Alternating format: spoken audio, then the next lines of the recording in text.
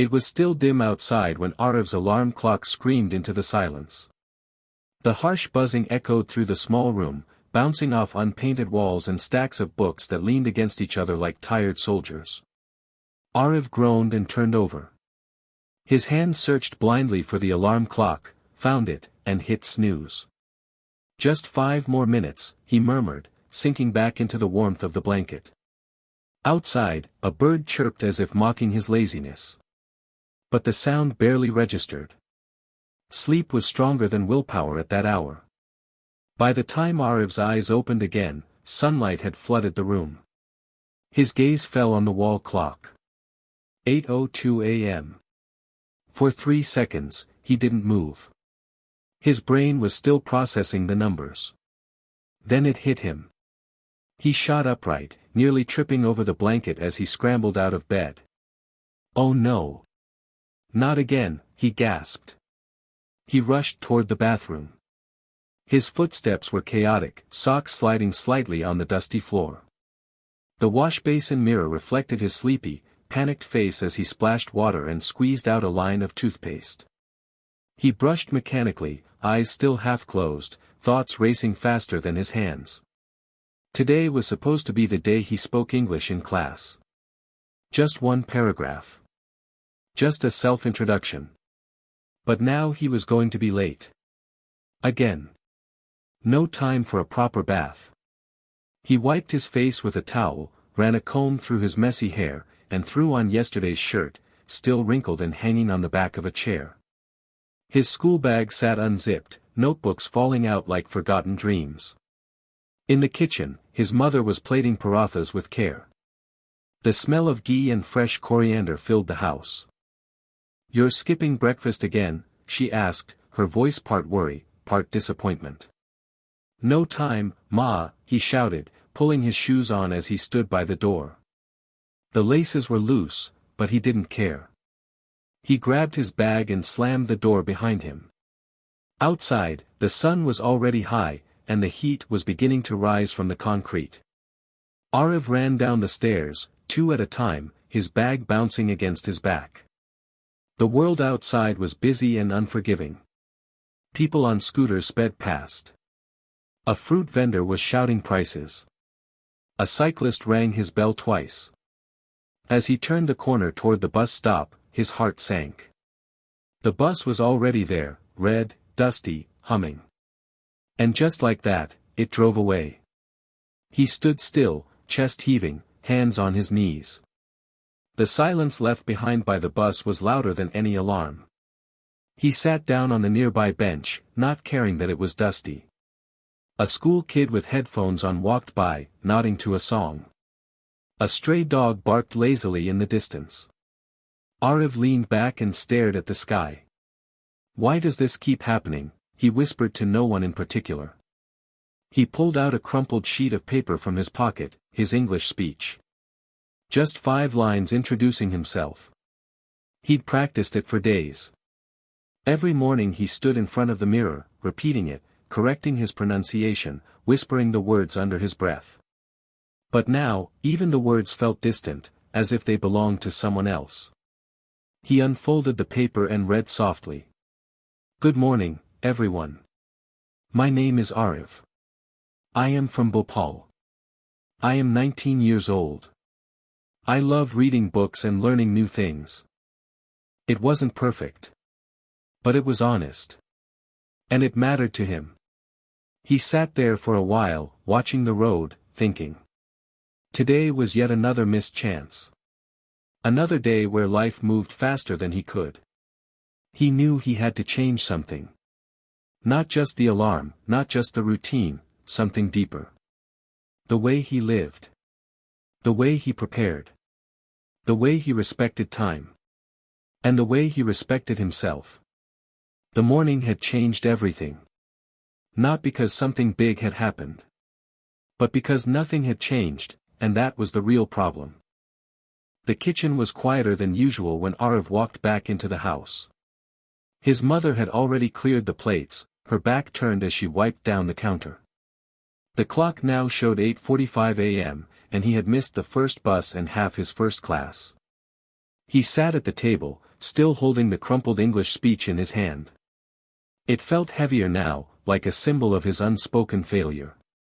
His mother glanced over her shoulder. "You missed the bus, didn't you?"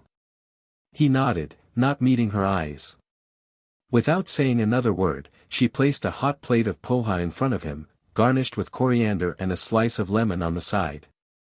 A glass of chai followed, warm, sweet, comforting. "You need to start sleeping earlier," she said softly. "Rushing like this every day won't take you far."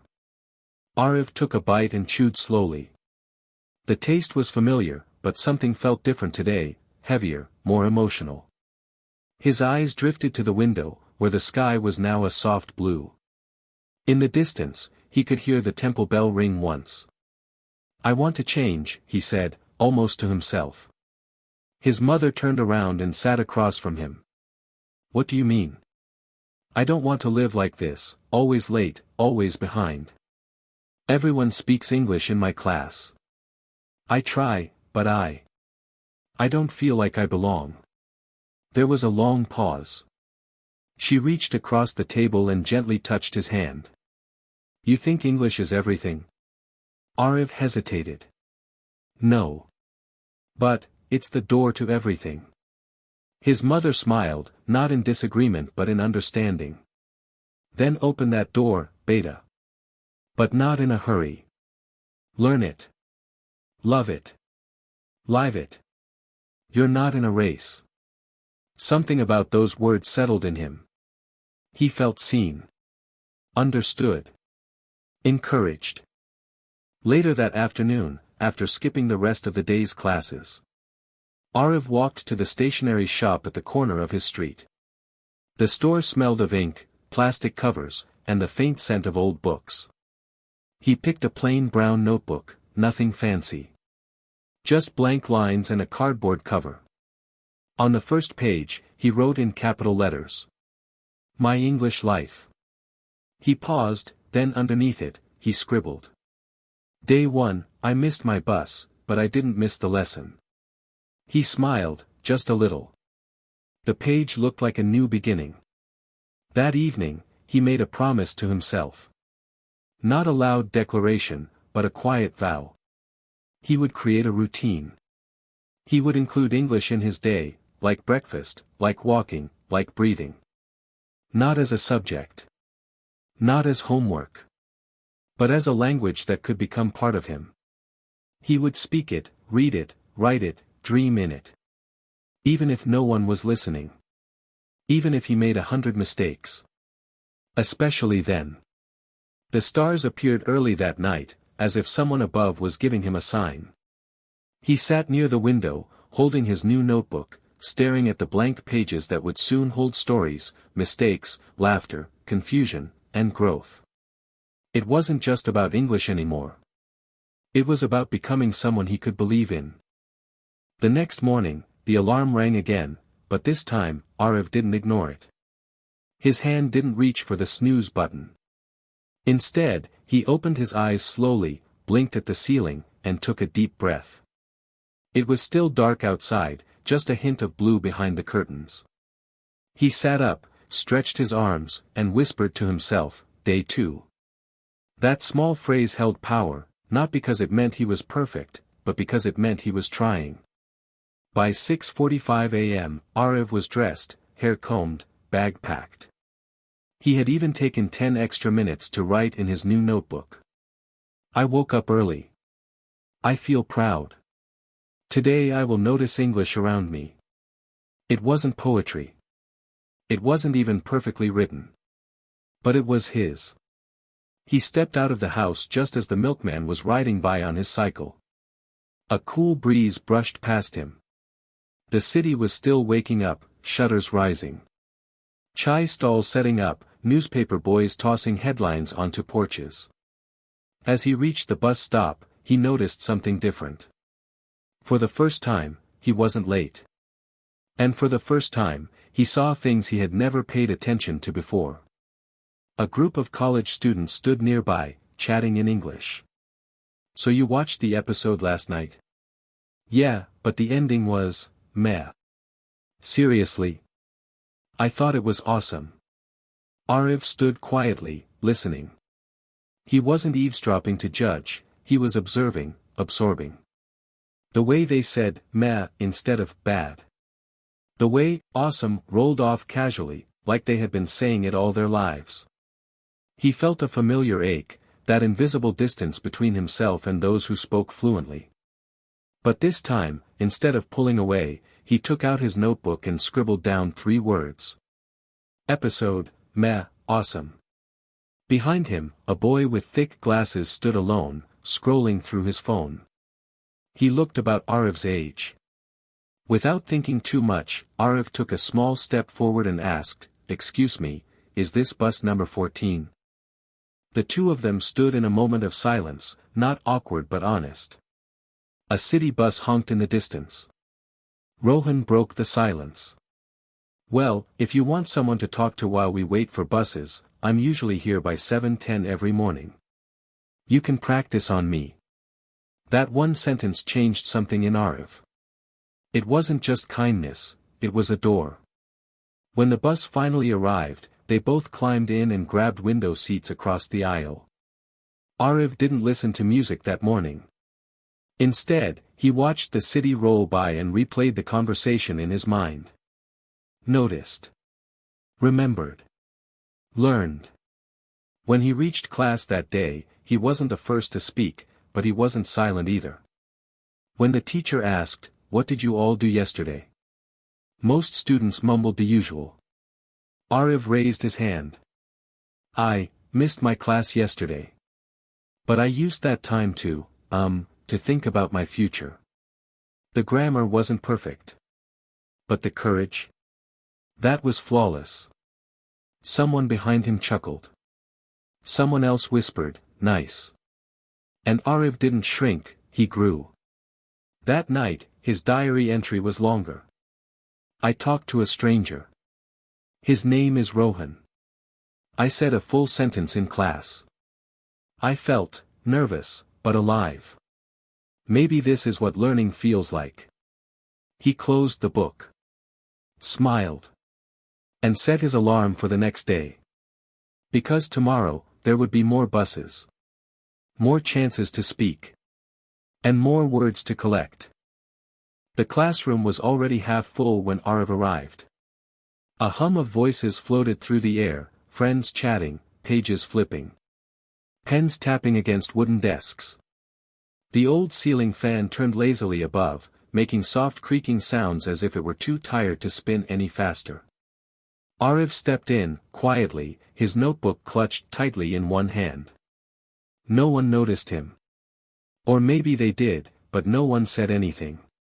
That was the thing about being average in a room full of louder voices, you weren't invisible, but you felt like you were. He took his usual seat in the third row by the window. The sunlight made soft patterns on his desk through the old iron grills. He liked sitting there, it gave him something to look at when the fear of speaking started to grow too big inside him. Their English teacher, Mr. Day, entered moments later. He was sharp, well-dressed, and spoke like each word knew where it was going. Students straightened in their seats, some adjusting their posture. Others hiding their phones under their notebooks. "Good morning," Mr. Day said, placing his leather bag on the desk. "Let's begin." The class responded in a scattered echo, "Good morning, sir." Arif sat still, listening. Today's task was conversation practice. Mr. Day wrote a simple dialogue on the board. It was a basic exercise, designed for beginners. Still, the moment Arif saw it, his palms went cold. Not because he didn't understand it, but because he would have to say it. Out loud. In front of others. Mr. Day paired students up. Arif was placed with Sneha. A quiet girl who always wore neatly ironed clothes and kept her books covered in plastic. She didn't look too excited either. They turned toward each other. Arif opened his mouth, but the words caught in his throat. Sneha began first. "Hi, how are you?" He nodded, then replied softly, I'm fine. How about you?" Her eyes met his. I'm good. What's your name? My name is Ariv, he managed. There was a pause. It wasn't long, but to him, it felt endless. Thank you, she said with a polite smile. He smiled back, unsure if he had done well or just survived. At the front, Mr. Day watched silently. Then he asked Ariv to come forward and say the same dialogue with him in front of the class. Ariv's body tensed. His legs didn't want to move, but his will pushed them up. He stood there, heart thumping in his chest like a loud drum. He could feel every eye on him, some bored, some curious, some waiting for him to mess up. He looked at Mr. Day. The teacher nodded once. Hi, how are you? Mr. Day said. Ariv swallowed. I'm fine. How about you? I'm good. What's your name? My name is Ariv. Mr. Day smiled. Good. You may sit down. No applause. No laughter. Just a small moment. But for Ariv, it was everything. He sat down, his heart still racing, but now it wasn't just fear. It was adrenaline. It was pride. He had done it. Not perfectly. Not confidently. But publicly. The class moved on. Another student was called up. Someone giggled. The room buzzed again. But Ariv stayed silent, focused. For the first time, he was learning from inside the moment, not just reading words on a page, but living them. After class, while walking through the corridor, someone from behind tapped his shoulder. It was Sneha. You did okay, she said. Better than most first-timers. He smiled, unsure of what to say. As she walked away, Ariv felt something shift.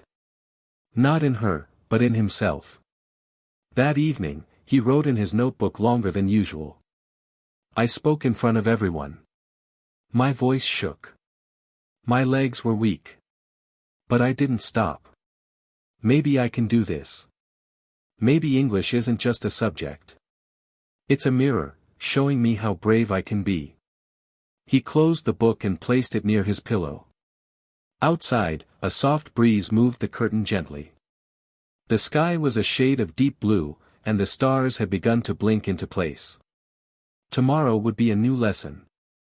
But tonight was victory. Chill, bro. No way. He's too much. He underlined each one. He wasn't sure when or how he'd use them, but they were his now. Suddenly, one of the students, a tall boy with curly hair and a relaxed smile, turned around. He noticed Ariv writing. You taking notes or something? He asked with a grin. Ariv froze. The others turned to look at him too. His fingers tightened around the pen. He looked up slowly and nodded. I like to write new sentences, he said, voice soft but clear. To learn how real people speak. There was a pause. Then the boy said, cool, man. That's smart. Another girl from the group added, yeah. It's actually a good way to learn. You can sit with us, if you want. We won't mind. Ariv looked at them, surprised, hesitant, but grateful. I don't speak fast, he admitted. No problem. We don't judge accents. We just talk. He nodded and shifted one bench closer. He didn't join the conversation right away. Instead, he listened. Watched. Learned. Every now and then, one of them would look at him and smile, silently inviting him to try. It wasn't a class. It wasn't a test. It was just lunch. And somehow, that made it easier. After a while, someone asked, so, Ariv, what shows do you watch? He paused. I watched Stranger Things. I like the story. And the music. They nodded, encouraging. Nice. That's a great one. The moment passed like a breeze, no laughter, no judgment. Just acceptance. Like he belonged. Later that day, while walking home, Arif felt different. Not taller, not smarter, but lighter. Like something heavy had been lifted off his shoulders. At home, he opened his notebook and flipped to a new page. Today I sat with people who speak English better than me. I didn't feel small. I felt curious. I felt ready. His handwriting was crooked. His words were simple. But they were his truth. That night, he rewound the memory of that lunch table in his mind again and again. The sun was dipping below the rooftops when Arif stepped outside. The air had that soft golden glow that only came in the last hour of light, not too hot, not yet dark, but quietly perfect. His bag was already on the table. Homework could wait. He tied his shoelaces slowly, carefully, like he was preparing for something more important than just a walk. The lane behind his building led to a small park. It wasn't fancy. A few benches, a faded swing set, uneven walking paths. But it was enough. It was where children played tag, old men discussed politics, and college students sat in circles staring at their phones. Arif didn't come here often before. But lately, he had started walking in the evenings. Not for fitness. Not for fresh air. For practice. Not the kind of practice you did with books or apps. But the kind where your thoughts slowly turned into English words. Where you whispered to yourself until the words didn't feel foreign anymore. He passed a tree where an old woman sat feeding pigeons. 1, 2, 3, he counted softly as the birds fluttered toward the grains. His voice was barely audible, just a murmur under his breath. At first, talking to himself felt awkward, like he was pretending to be someone else. But now, it felt like training. His mouth needed to get used to these new shapes, new sounds. English wasn't just about understanding. It was about speaking, even when no one was listening. I am walking, slowly, past the gate, he whispered. There is a boy on the bicycle, he is fast. The air is nice today. The sky is orange. Simple sentences. Childlike. But powerful. Each one was a brick. And slowly, Arif was building something with them. As he walked past the tea stall at the corner, he saw a man arguing with someone on the phone. Loud, agitated, mixing English and Hindi like most people did. I told you I'll send the file today, boss. What else do you want, a magic show? Arif smiled. That sentence, unfiltered, real, stayed with him. He repeated it under his breath. What else do you want, a magic show? He chuckled. It was sharp. Humorous. Natural. That's what he wanted, to sound natural. Not forced. Not stiff. Just, real. He reached the small lake at the edge of the park. There, on the bench, sat a man reading a book. Probably in his late 20s, wearing a gray hoodie, sneakers dusty from walking. Arif slowed down, paused. He'd never done this before. Not with a stranger. But something inside him, the same thing that pushed him to speak in class, to sit near the lunch table, pushed him again now. He took a breath, walked up slowly, and said, "Excuse me, can I ask something?" The man looked up, a little surprised, but not unkind. Yeah, sure. I'm learning English. I practice alone. But I want to speak. Can I talk with you for a minute? There was a pause. Then the man closed his book and smiled. That's the most honest request I've heard all day. Go ahead. Arif sat down carefully at the far end of the bench. He wasn't sure what to say first. So he began with what he knew. My name is Arif. I am a student. I want to speak English better. I write every day, I listen, but I want to talk. Slowly. Even small words. The man nodded. You're doing great. Seriously. Arif blinked. He had expected correction. Maybe laughter. But not this. What do you want to talk about? The man asked. Arif looked around. Then pointed at the lake. This place. I never came before. But now, I like it. Why? The man asked. Arif thought. Then answered slowly, because, here, I hear less noise, and more words inside me. The man smiled again. That's beautiful. They spoke for 10 minutes, nothing deep, just simple exchanges. What books they liked. What college Arif went to. What job the man had. Arif made mistakes. Mixed up tenses. Paused to search for words. But he never stopped. When they parted, the man said, keep going. You're not learning English, you're becoming it. As Arif walked back home that evening, everything around him felt like a language lesson. The rickshaw puller asking for change, the street sign written in 2 languages, the child counting coins aloud. He reached home with dust on his shoes, sweat on his shirt, and something bright in his chest, the quiet fire of progress. That night, he opened his notebook, flipped past the old pages, and started fresh. Today I spoke with someone I didn't know. Not for a test. Not for help. Just to talk. I was nervous. But I did it. I will keep walking. I will keep talking. He paused. Then added. Because every word I speak in English is a step closer to the version of me I dream of becoming. He closed the notebook with a soft thud. Outside, the sky had turned navy blue.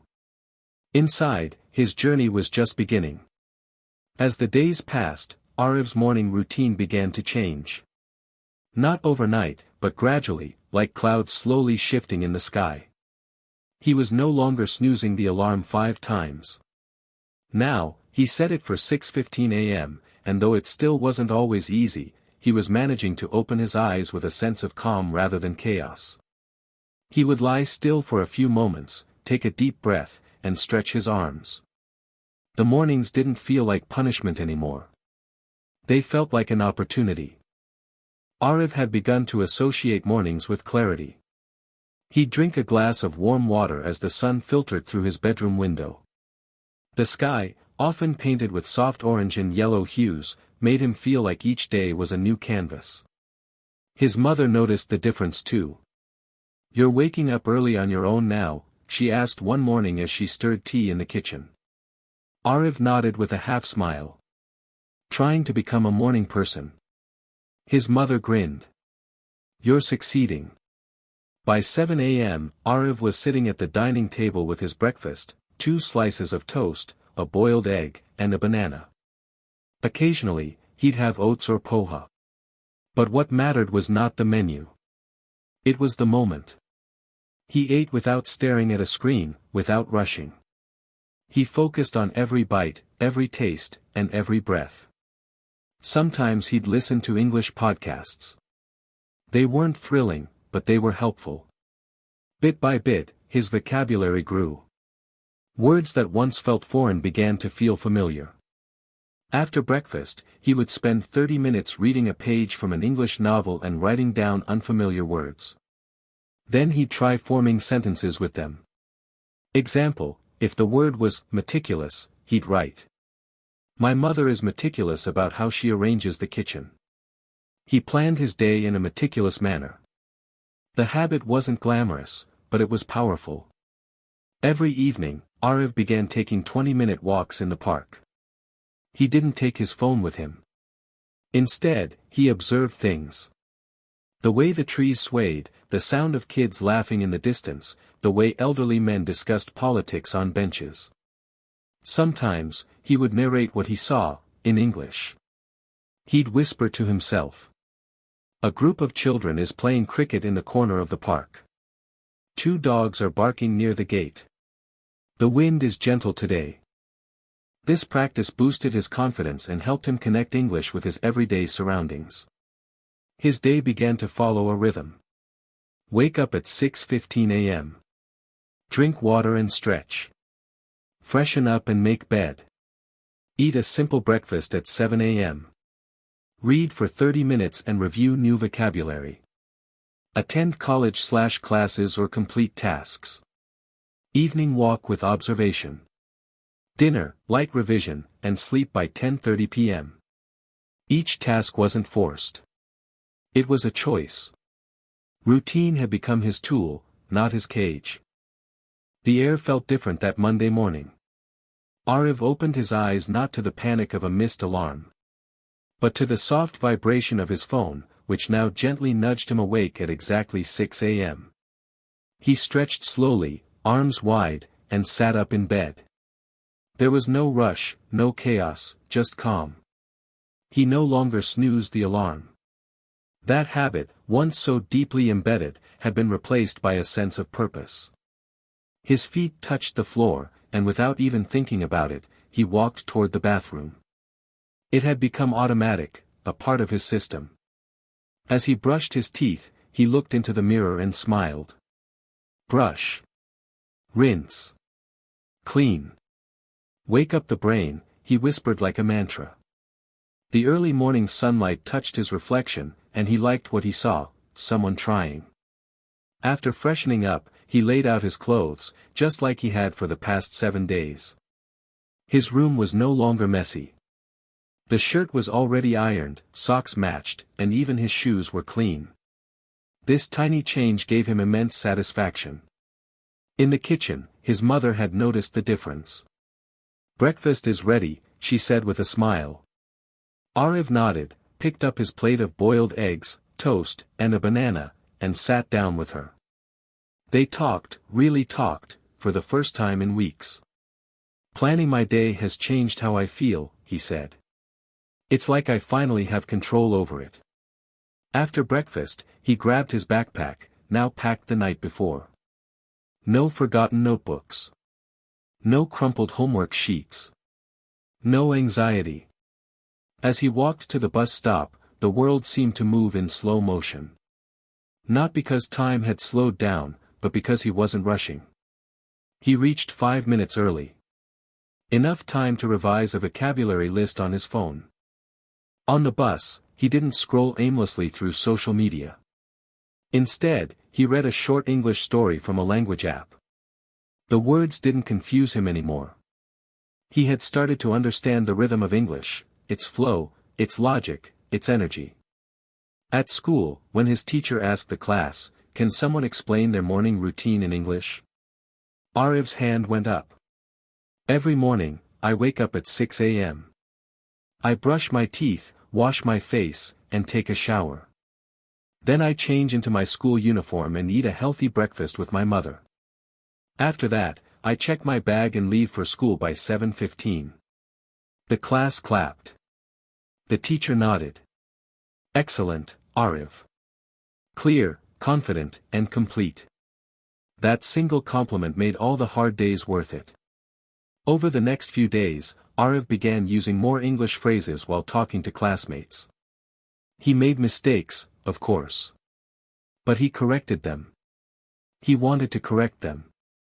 His fear of English was slowly fading, replaced by curiosity and pride. By Sunday, Ariv realized something amazing. He didn't hate mornings anymore. He actually looked forward to them.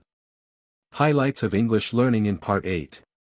Habit formation through daily routine. Repeating and mastering morning vocabulary. Speaking practice, morning routine speech. Daily use of simple sentences.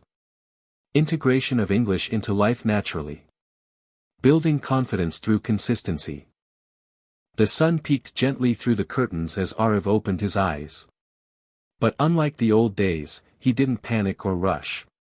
He sat up calmly, stretched his arms, and smiled.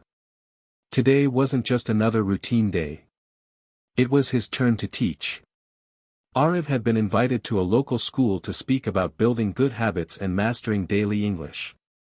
It felt strange at first, him, the boy who once hated mornings, now getting ready to talk about them. He made his bed carefully. Smoothed the blanket. Arranged the pillows.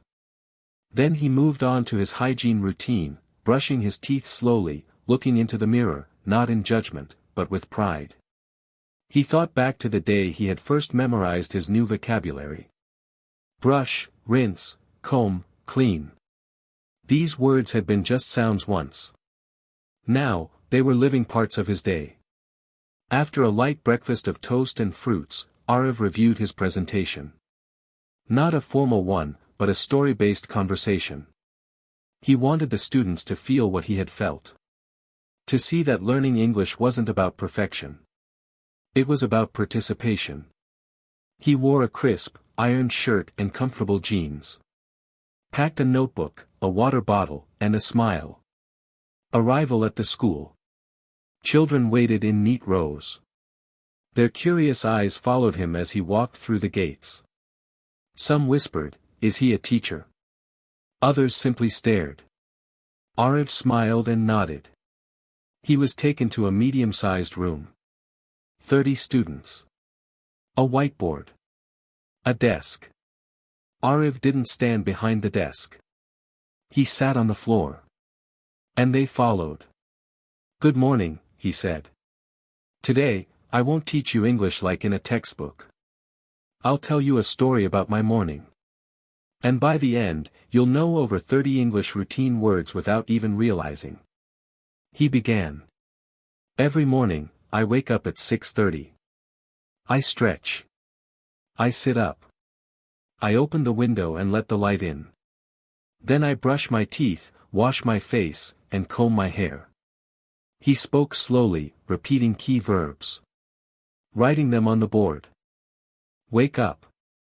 Stretch. Sit up. Brush. Washington comb. Then he added pictures. A sun. A bed. A toothbrush. A face. The children repeated after him, first shyly, then with laughter. An interactive hour. He walked through every part of the day using gestures and storytelling. When I miss the bus, I don't panic. I take a deep breath and plan. I eat breakfast, toast, eggs, or fruits. Not just eat, I enjoy my meal.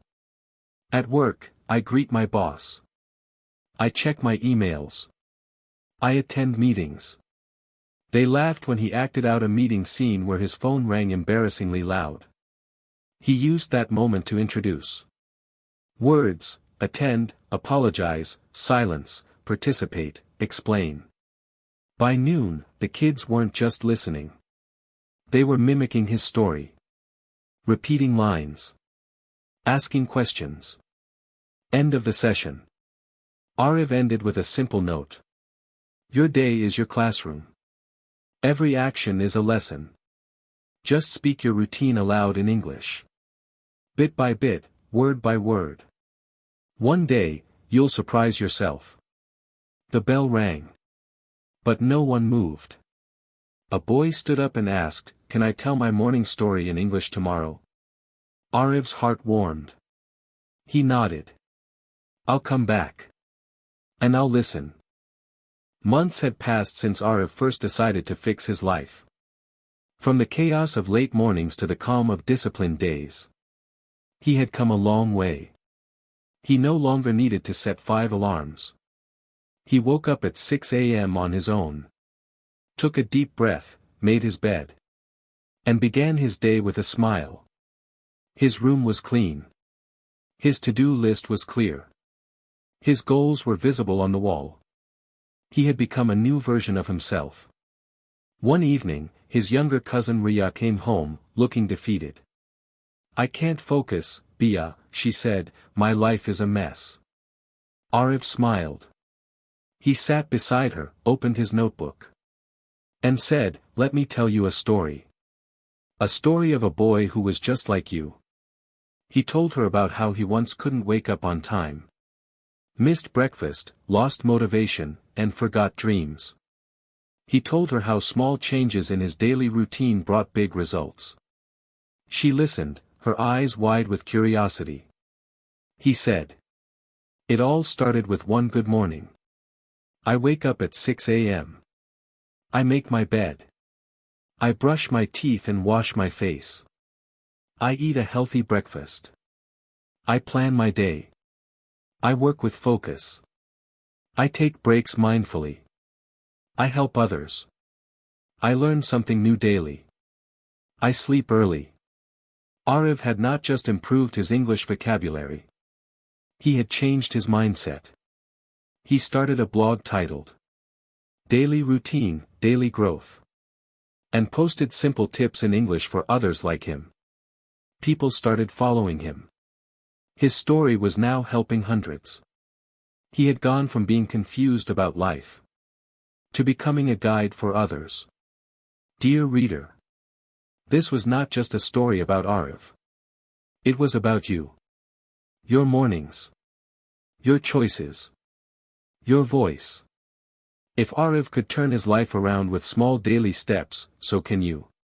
Every single routine, every repeated habit, is a brick in the house of your future.